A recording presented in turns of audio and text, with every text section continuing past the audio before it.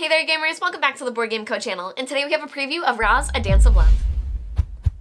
Hey there gamers, it's Professor Meg here, and welcome back to the Board Game Co channel. Today we have a preview of Raas, A Dance of Love by Arcane Wonders. Now, this is a current GameFound campaign, so you can check out the link down below for everything that they have planned. This is a sponsored video, and this is also a demo copy in front of me, so all rules, components, things like that are subject to change. Now, Raas you may be familiar with. This is a folk dance from Western India where it's all about these long, beautiful skirts that the women are wearing, very colorful outfits for everyone, and there are these dandiya sticks that people are dancing with. I almost said playing with, but they are dancing with them, and you typically dance in these troupes. So what you're currently doing in the game is you have dice drafting, and it's extremely tight dice drafting, but you're actually also spinning this disc here, which is going to spin all of the options that players are able to draft from. So I'm going to go over that just in a moment. We're getting a little bit ahead of ourselves, but as you can see, there is that element of everyone dancing around each other. But as I said, this is a very tight dice drafting game. So you're going to have 3 turns each round, and there's only going to be 3 rounds, meaning that overall throughout the entire game, you're going to be drafting a total of 9 dice, meaning that this is pretty easy to learn. There's not too many actions, and the concept itself is pretty easy to grasp, but there's a lot of thinkiness here, especially deciding which discs to draft from, especially when you're playing in the advanced mode, because there are 2 modes to play with this game. But it is very, very tight, very thinky, because you are going to be scoring at the end of each round and also at the end of the game, and you're scoring in different ways. So you're going to be trying to meet these round scoring goals for yourself, where you're trying to increase how many points you're able to get, but you're also keeping your eye out for that end game scoring, because overall it's going to be the player with the most points at the end of the game that will win.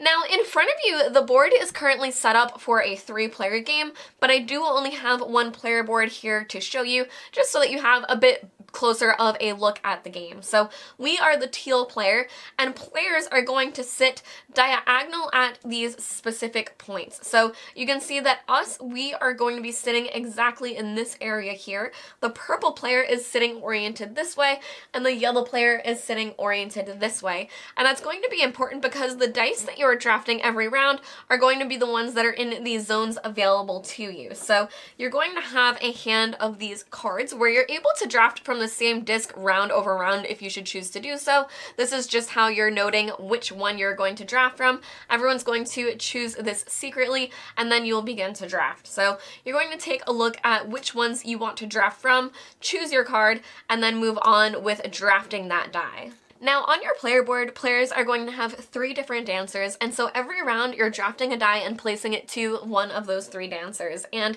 for endgame scoring, all of them want to be specific colors, so that's something that you're going to be keeping an eye out for, but your end round scoring is also going to be based on the colors that you have and what you're able to match with your dress. So that's going to be very important for you to look at when you're drafting these different dice.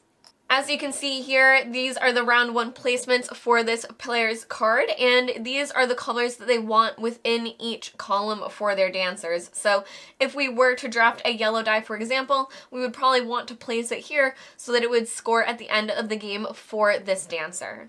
Now, if we did want to draft a yellow die, as you can see, all of the ones that are currently having the red banner at the bottom are the ones that we are able to draft from. So we would be able to take a yellow 4 or a yellow 6. Now, there are certain reasons why you might want to take from certain areas as well, which I'll go over in a moment, but taking a look at the board here, we may choose to take this yellow 4. So you'll take the corresponding die, set it to the correct side, and then you'll place it into your player board. Now, on your player board, you also have 3 different skill tracks, and that's how you're scoring for the different elements you're collecting throughout the game. So there is your dice skill track, there's also the one for your dandiya sticks that you're collecting, as well as your dress.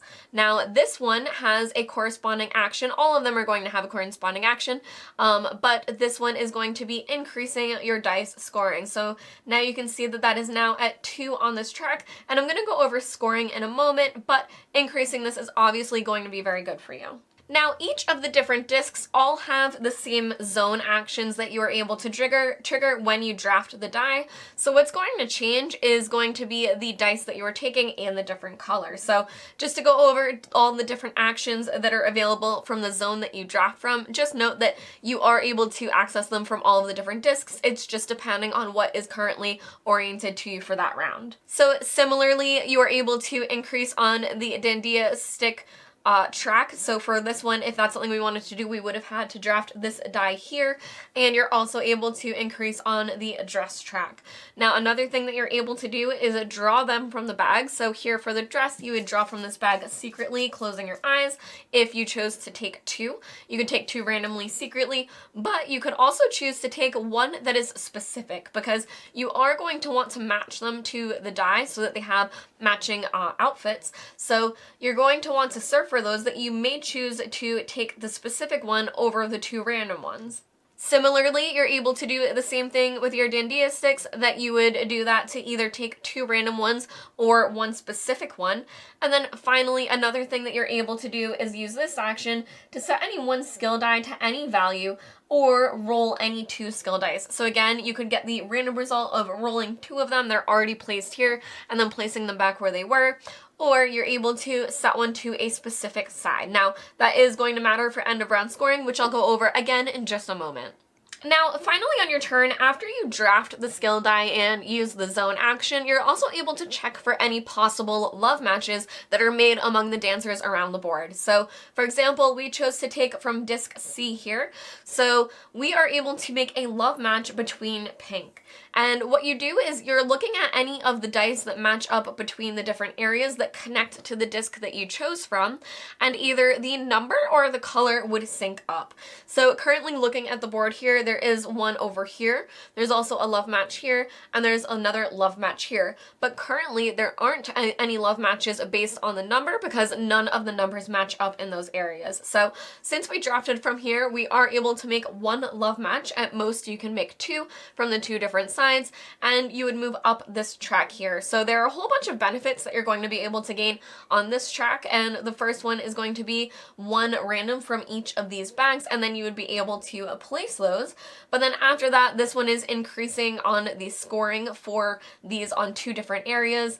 There's also here you would get to advance once on two different round end scoring tracks, and you'd gain the different benefits as you trigger them. For example, here is 10 points, and something that's very cool is that if you're able to get all the way to the end of your love track, then in the future you're able to place your heart on these different actions, either corresponding to the specific color or the die.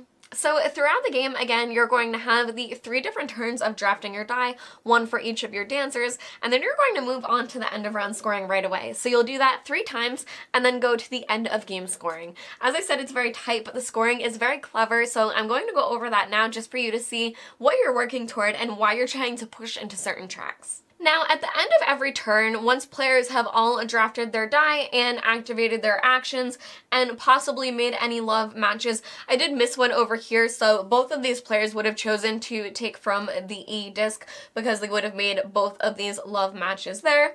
But once all of that happens, you are then going to rotate these discs. So the C disc is going to rotate the top row once, like this, moving over, and the E one is actually going to be rotated twice because 2 players chose from this disc.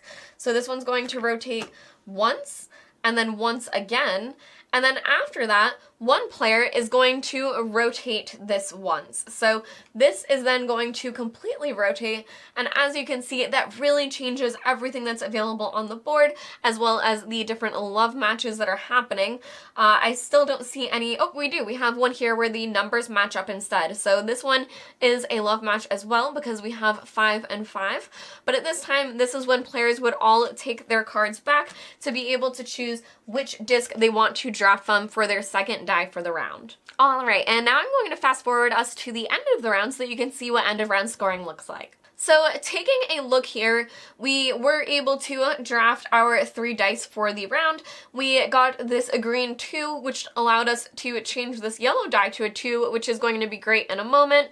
And we were also able to get this blue 6, which is good for this column, and it got us 2 random dandiya sticks, which one of them does match our player, our dancer color, which is really great for this column.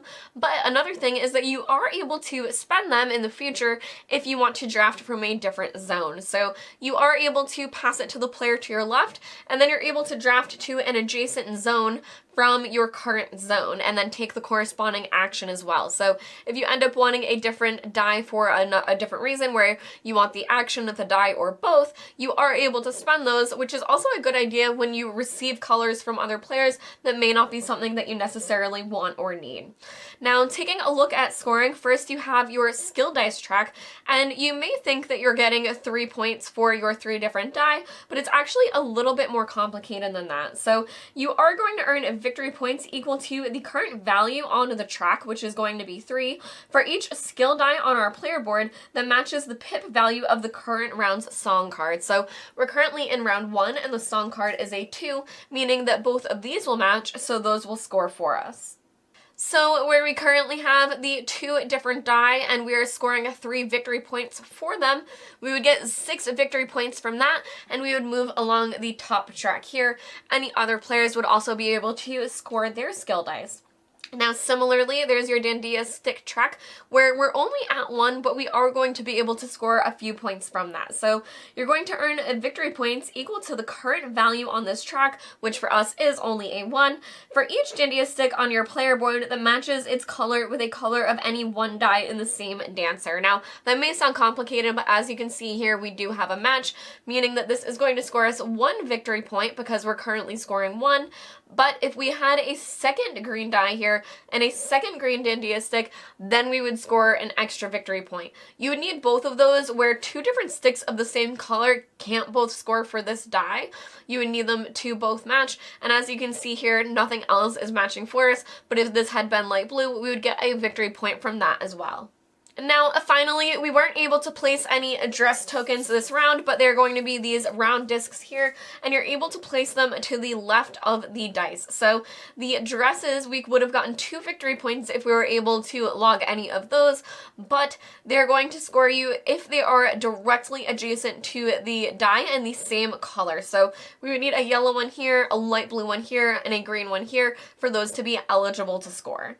Now, along these tracks here, you may see that certain numbers are encased in this border that's rainbow, and that's going to be an action that you're able to do for free when you hit those certain thresholds, and that allows you to swap something out. So where you can see you might want to match your colors to certain things during certain rounds, you also want to make sure that you have these color combinations at the end of the game, because if you do have those 3 colors and exactly those 3 colors for each of the different dancers, you'll gain 15 victory points. Now, the numbers can be anything, and they could be in any order. As you can see here, yellow's in the middle, but we have yellow first. But you do have to have those 3 different colors per dancer, each one that they require, and then they'll bank you a whole ton of points.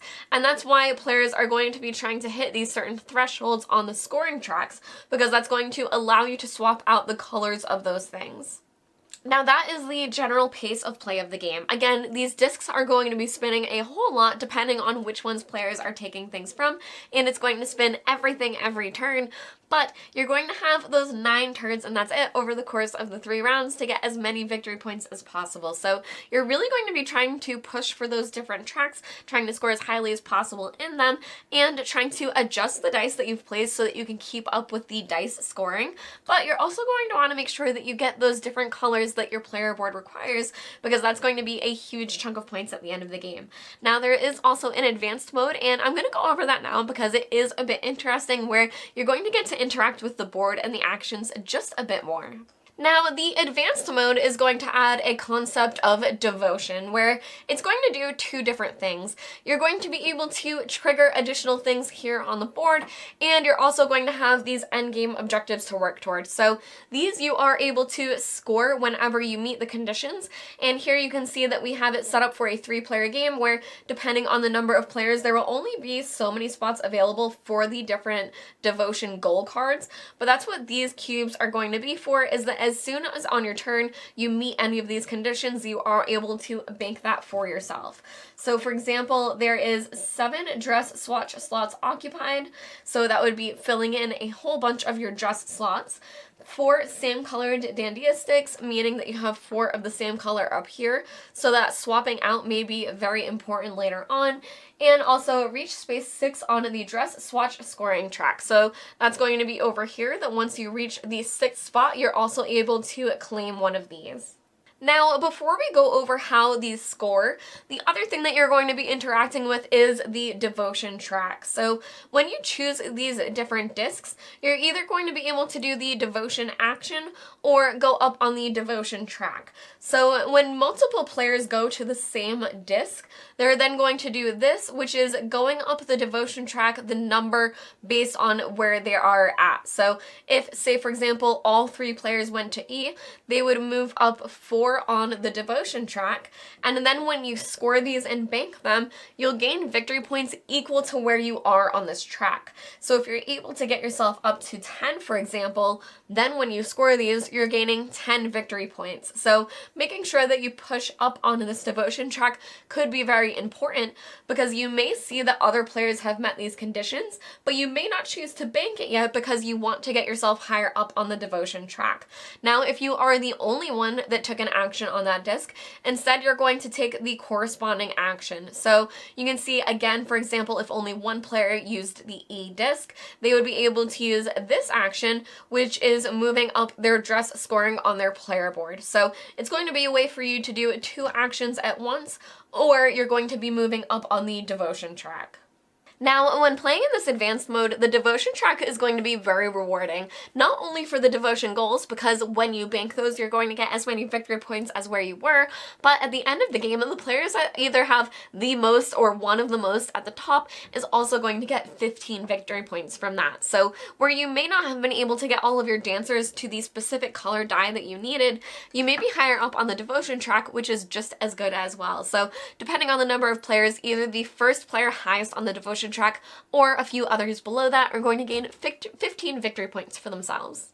Now, one final thing to note is the different song cards that are out for each round are randomly set up at the beginning of the game. So you do have the dice numbers 1 through 6, and these are the 3 that randomly came out, and then you'll put them into ascending order. So in future games, that will change, as well as the different player boards that you play with, because they do all have different requirements. So as you can see, the different dancer configurations that the player boards want is going to change depending on the color that you choose to play as well as these discs are really going to change, all depending on what players choose to draft, because depending on what they're drafting, they're going to be spinning these different discs, and then after that, everything is also going to spin as well. So the board is constantly going to be changing, and in the advanced mode, there are a whole bunch of these goals for you to be able to work toward.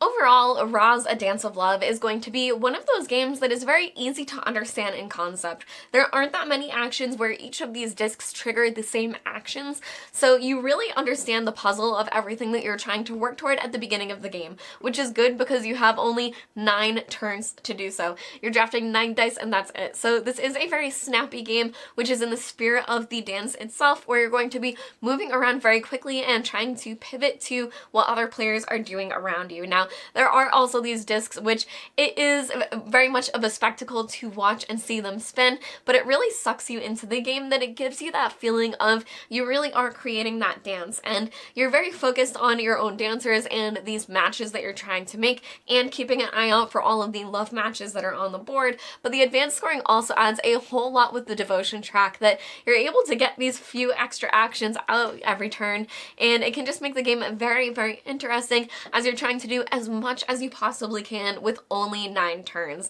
Now, when you're scoring at the end of each round, at first it's going to feel like you're not making that many victory points, but round over round, especially as you're accumulating dice and moving up on each of your different score tracks, and then making sure you're paying into the things that you're getting stronger and stronger at, you're really going to see the cascade of getting more and more victory points round over round, and then finally a really good chunk of victory points at the end of the game as well. Now, if you'd like to check out more about Raas, A Dance of Love, you can check out the link down below for everything that Arcane Wonders has planned. I've been Professor Meg. Thank you all for watching the Board Game Co channel, and I'll see you next time. Bye!